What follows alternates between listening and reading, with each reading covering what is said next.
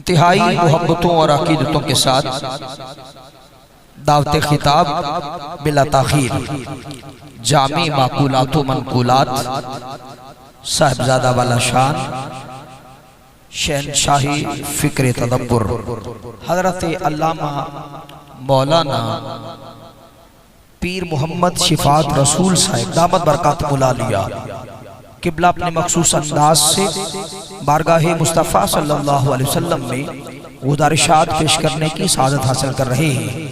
آپ محبتوں اور عقیدتوں کے ساتھ استقبال کریں گے نعرہ تکبیر، نعرہ تکبیر، نعرہ رسالت، نعرہ رسالت، عقیدت کے ساتھ نعرہ رسالت، نعرہ رسالت، تیرے اور میرے نبی کا نام ہے، نعرہ رسالت، نعرہ تحقیق، نعرہ حیدری، نعرہ غوثیہ، میلاد مصطفیٰ، علماء اہل سنت۔ الحمدللہ رب العالمین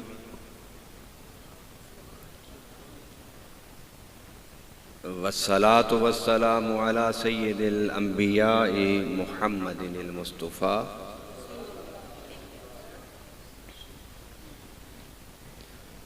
وعلى آلہ المجتبى اما بعد فاعوذ باللہ من الشیطان الرجیم بسم اللہ الرحمن الرحیم یا ایہا الناس قد جاءکم برہان من ربکم وانزلنا الیکم نورا مبینا صدق اللہ العظیم قال اللہ تعالی فی شان حبیبہ مخبرا وآمرا ان اللہ وملائکتہ یصلون علی النبی یا ایہا الذین آمنوا صلوا علیہ وسلموا تسلیما اللہم صلی علی سیدنا و مولانا محمد وعلی آل سیدنا و مولانا محمد وبارک وسلم وصلوا علیہ۔ تمام حضرات محبت الفت کے ساتھ گنبد خضرا کا تصور کر کے میرے ساتھ جھوم جھوم کے پڑھیے الصلاۃ والسلام علیک یا رسول اللہ وعلی آلک واصحابک واہل بیتک یا محمد الرسول اللہ صلی اللہ علیہ وسلم۔ اللہ تعالیٰ کی توفیق خاص سے رحمت للعالمین صلی اللہ علیہ وسلم کی نظر کرم سے آج الحمدللہ 10ویں محفل میلاد میں ہم سب حاضری کا شرف حاصل کر رہے ہیں۔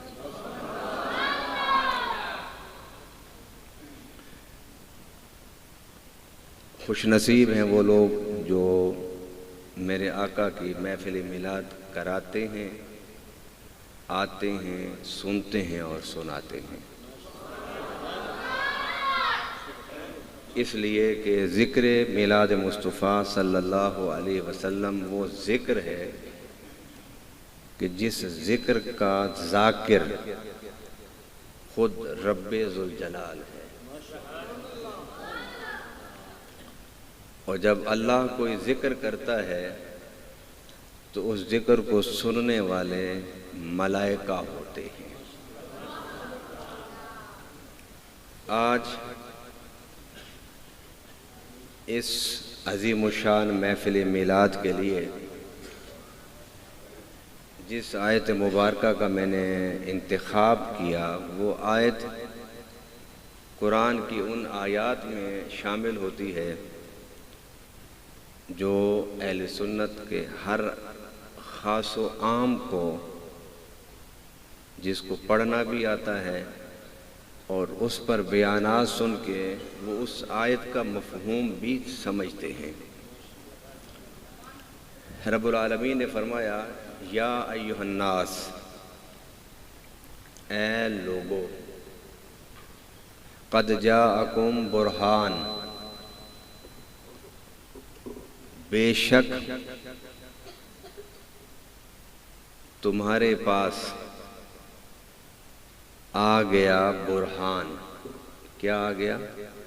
رب العالمین نے کیا فرمایا؟ بے شک لوگو تمہارے پاس آ گیا برہان،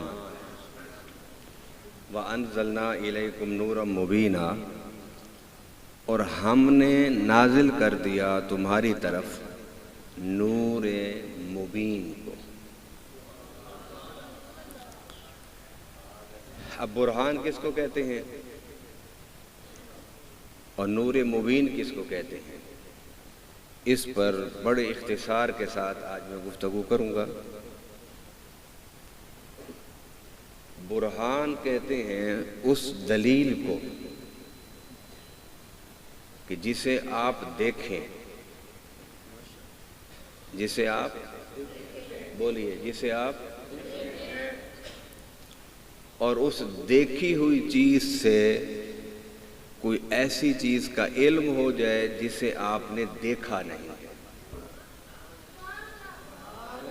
جسے آپ نے مثلا اگر سورج صبح نماز پڑھتے پڑھتے مسجد میں بیٹھے بیٹھے اگر نکل آئے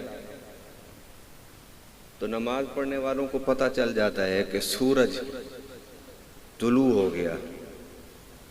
بھئی آپ کمرے سے باہر تو گئے نہیں، تو آپ کو کیسے پتہ چلا کہ سورج طلوع ہو گیا ہے؟ تو نمازی مسجد میں بیٹھا ہوا کہتا ہے بھائی دیکھ نہیں رہے تم کہ روشنی پھیل گئی ہے۔ کیا پھیل گئی ہے؟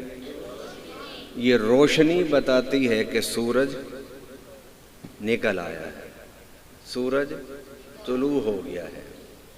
آپ نے روشنی کو دیکھا اور اس سے پہچانا آپ نے سورج کے وجود کو کہ سورج طلوع ہو گیا ہے۔ تو برہان کہتے ہیں کہ دیکھی ہوئی چیز سے اندیکھی چیز کو سمجھ جانا، اندیکھی چیز کو سمجھ جانا۔ میں ایک اور مثال دیتا ہوں۔ اگر آپ یہاں بیٹھے ہوئے دھواں محسوس کریں تو آپ کیا کہیں گے کہ کہیں قریب آگ جل رہی ہے، یہی ہے نا؟ حالانکہ آپ نے آگ کو دیکھا، آپ نے کیا محسوس کیا؟ دھواں۔ تو دھواں دیکھا تو آگ کا علم حاصل ہو گیا۔ سمجھ آئی اس بات کو؟ آپ آج یوں سمجھ لیجئے کہ آج کی یہ محفل ایک کلاس ہے جس میں ہم نبی پاک صلی اللہ علیہ وسلم کے ذکر میلاد کو سبقاً پڑھ رہے ہیں۔ محفل میلاد کا تصور ہم لوگوں نے کیا بنایا ہوا ہے کہ بات سمجھ آئے نہ آئے بس ٹائم پورا کرنا ہے۔ اور کلاس کس کو کہتے ہیں؟ کلاس ہوتے ہیں کہ جی میں نے بات سمجھ کے جانی ہے، پھر ہوم ورک کر کے کل آ کے سنانا ہے۔ تو انسان اس میں پوری فوکس کرتا ہے کہ میں اپنے استاد کی بات کو پوری طرح سمجھ کر جاؤں۔ تو آپ اس محفل کو آج کی کلاس سمجھ لیں۔ آپ نے دھواں دیکھ کے آپ کو آگ کا علم حاصل ہوا، یکدم اندھیرا چھا گیا دن کے وقت۔ آپ کبھی نہیں کہیں گے کہ سورج غروب ہو گیا ہے۔ دن کا 2 بجے کا ٹائم ہے، اندھیرا چھا گیا ہے۔ کوئی بھی نہ چھوٹا نہ بڑا نہ بوڑھا نہ مرد نہ عورت کوئی نہیں کہے گا کہ سورج غروب ہو گیا۔ وہ یہ کہیں گے کہ بادل آ گیا، کیونکہ دن کے 2 بجے سورج غروب نہیں ہوتا۔ اگر دن کے 2 بجے اگر اندھیرا چھا جائے تو وہ اس بات کی دلیل ہوتا ہے کہ گھٹا ٹوپ اندھیرا اس لیے چھایا کہ کالے بادل آ گئے۔ ایسے ہی ہے، اب آپ نے اندھیرے کو دیکھا تو بادل کا علم آپ کو حاصل ہوا۔ چلیں آج کی میں ایک میڈیکل مثال دیتا ہوں۔ سارے ڈاکٹر کہتے ہیں کہ اگر کسی کو بخار ہو تو بخار کوئی بیماری پتہ ہے آپ کو یا نہیں پتہ؟ ڈاکٹر کہتے ہیں کہ بخار کسی بیماری کی علامت ہے، خود بیماری نہیں ہے۔ آپ کے جسم میں کوئی بیماری जन्म ले रही है, पैदा हो गई है, परवान चढ़ रही है, बुखार इंडिकेट करता है कि भाई तेरे जिस्म में कोई बीमारी पैदा हो गई है। मसलन आपको चेस्ट इन्फेक्शन हो जाए तो बुखार उतारने के लिए तो पेनाडॉल ब्रोफेन होता है, लेकिन साथ उसका एंटीबायोटिक भी आप लेंगे ना, एमॉक्सल ले लें, एगमेंटन ले लें, एरिनिक ले लें, कोई भी दवाई आपको एंटीबायोटिक साथ खानी होगी। सिर्फ बुखार उतारने की दवाई अगर आप पीते रहेंगे आपका इलाज नहीं होगा।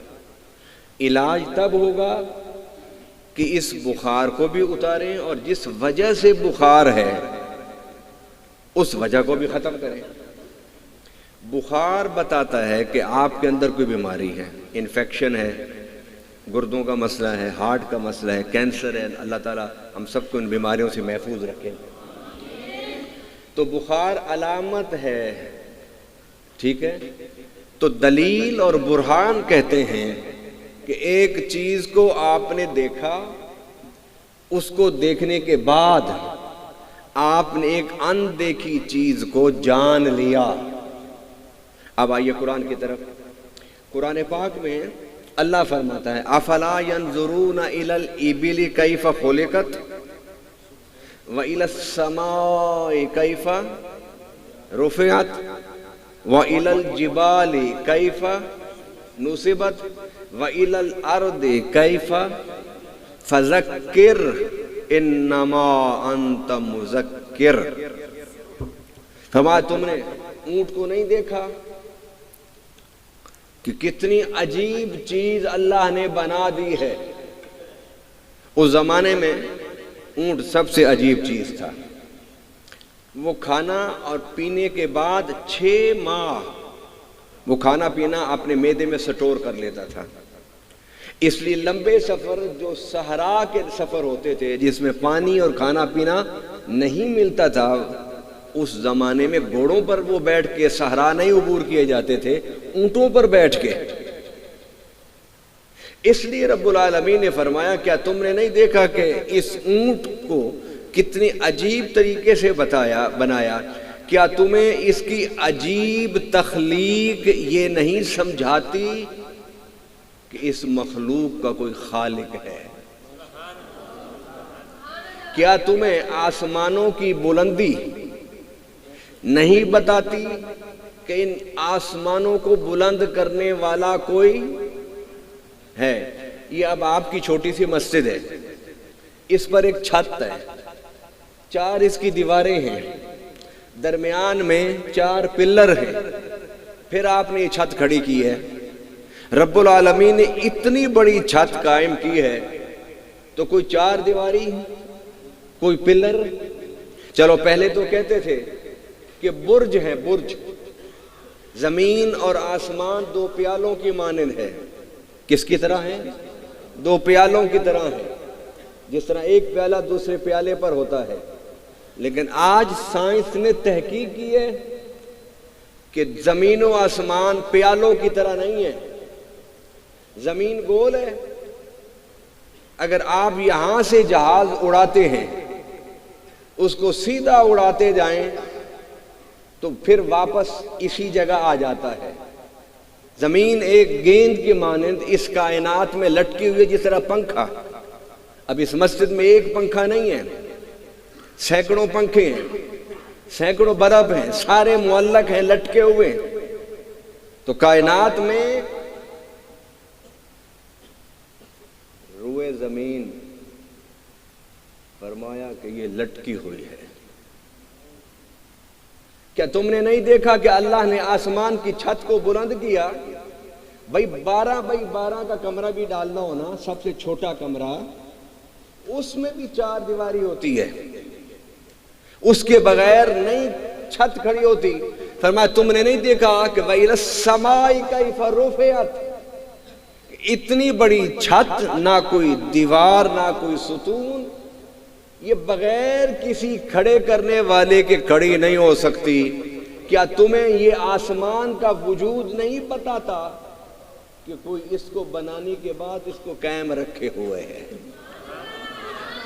वैलल अर्दि कैफ़ा सुतिहत, اور تم نے زمین نہیں دیکھا کہ اللہ نے اسے کیسے بچھا دیا ہے؟ کیا تم نے پہاڑوں کو نہیں دیکھا کہ اللہ نے میخیں بنا کے گاڑ دیا ہے؟